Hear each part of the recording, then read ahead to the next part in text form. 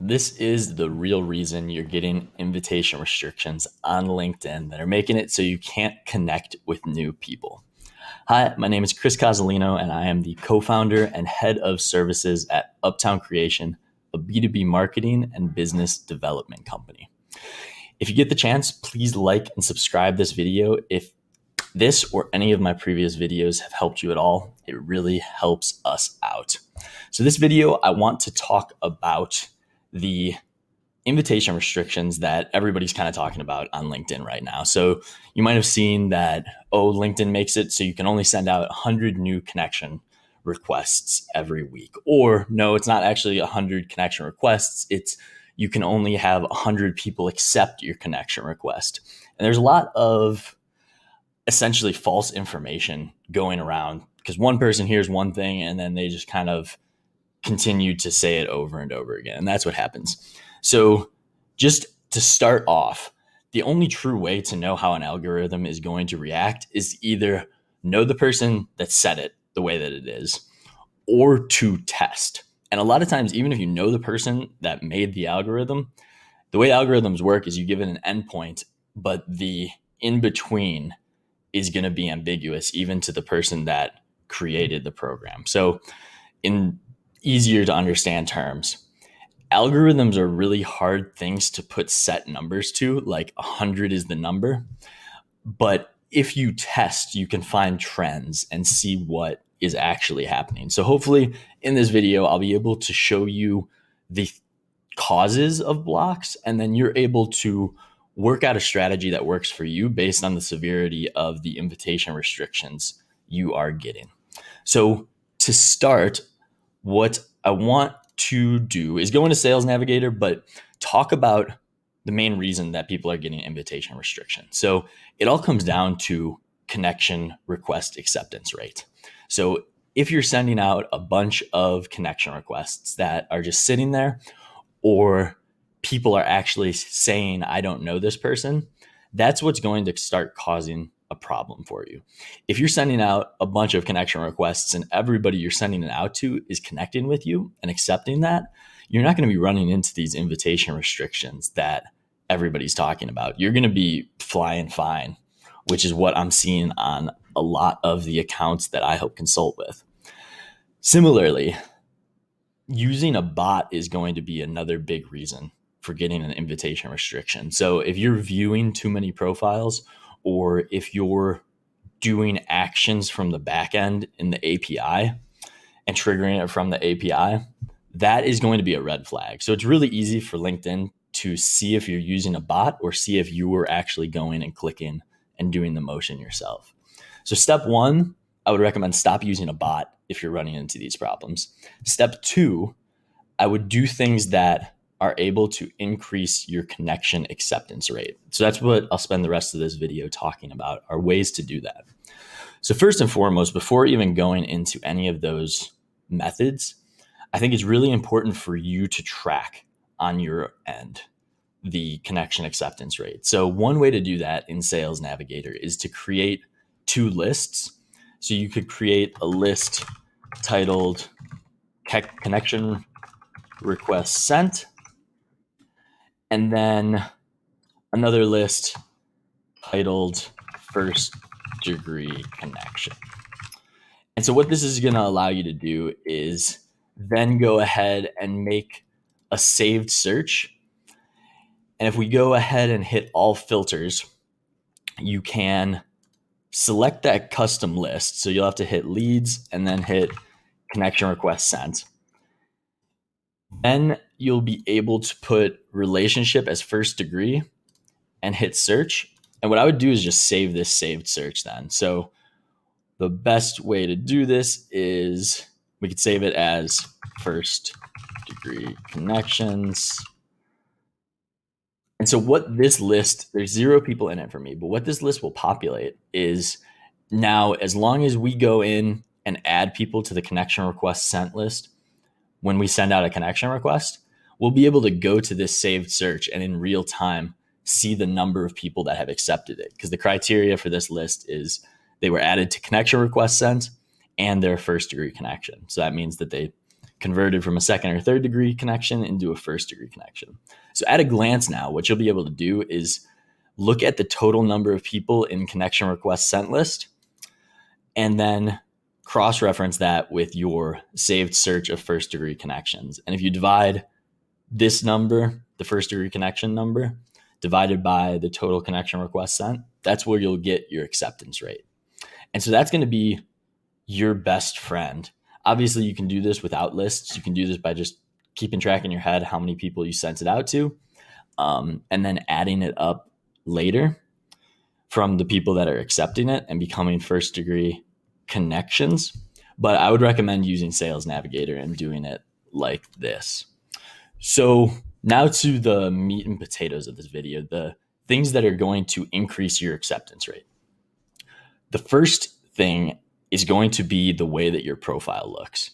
So your profile picture and your headline are going to be the biggest factors in your control for connection acceptance rate. So you need to avoid having in your headline anything like I help X, Y, and Z do X, Y, and Z. You want to avoid all the things that make it look like you're going to sell somebody.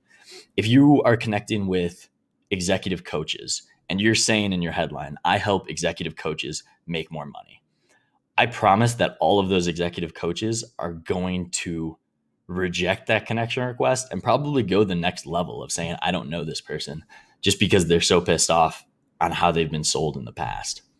So that is the first thing. You want to make yourself appear the way that you are. You don't want to look salesy in your headline. You want to put, founder at whatever agency it is. You want to put, head of business development at whatever company it's at.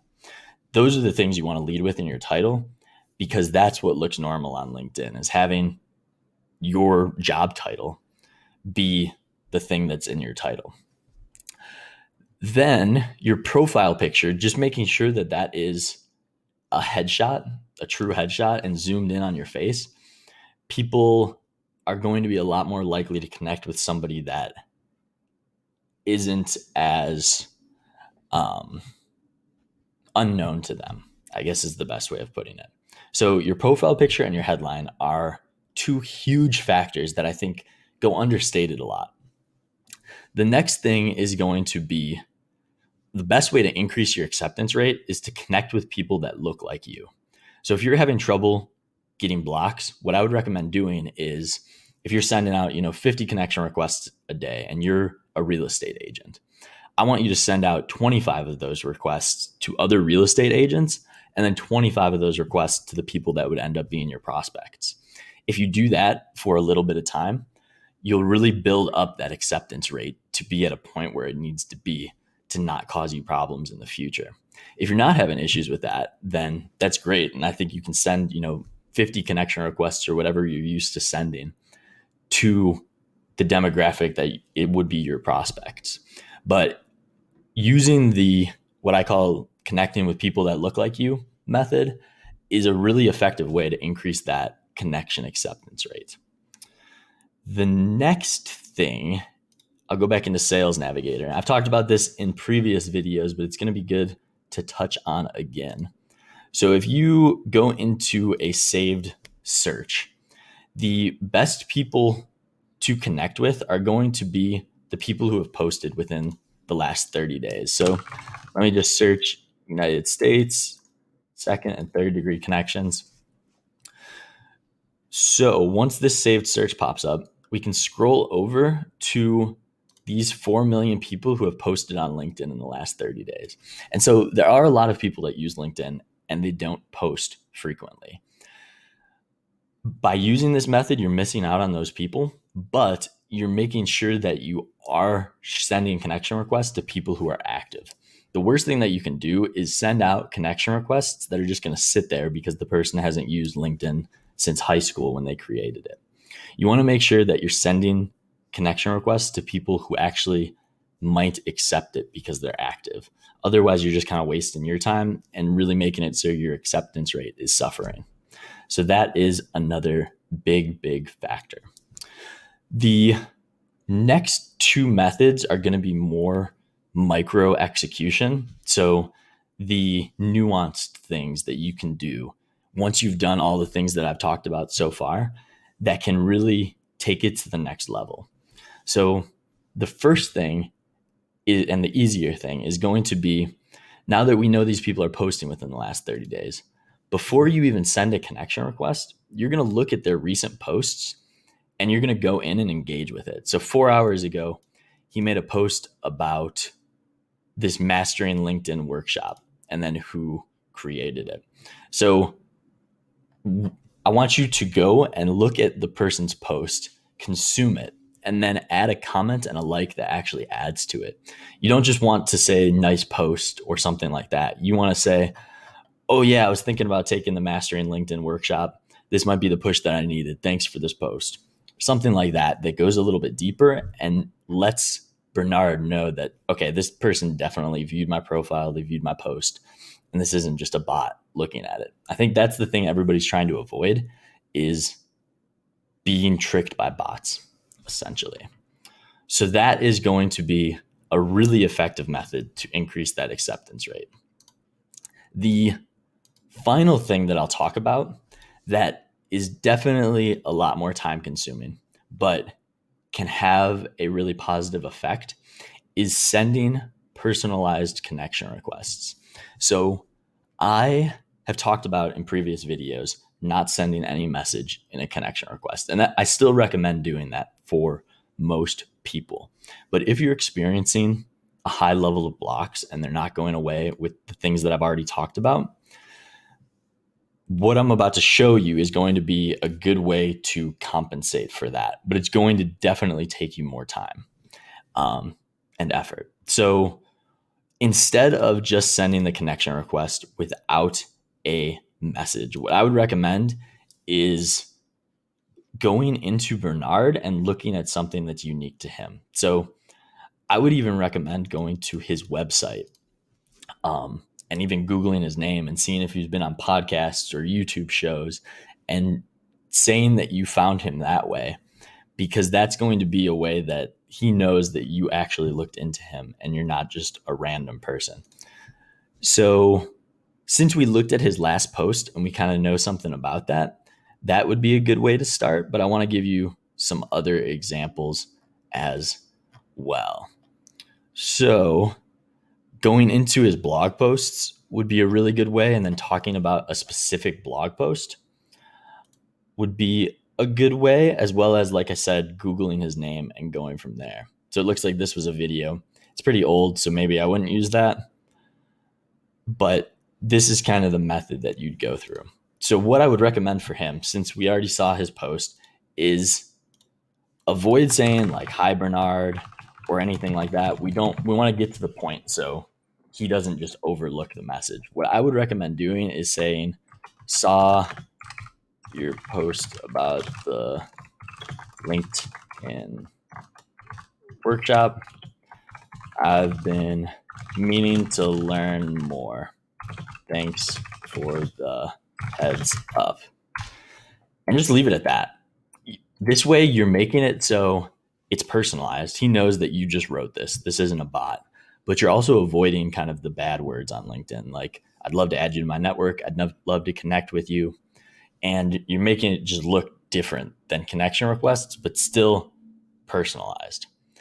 So obviously this will take longer than just being able to send a connection request.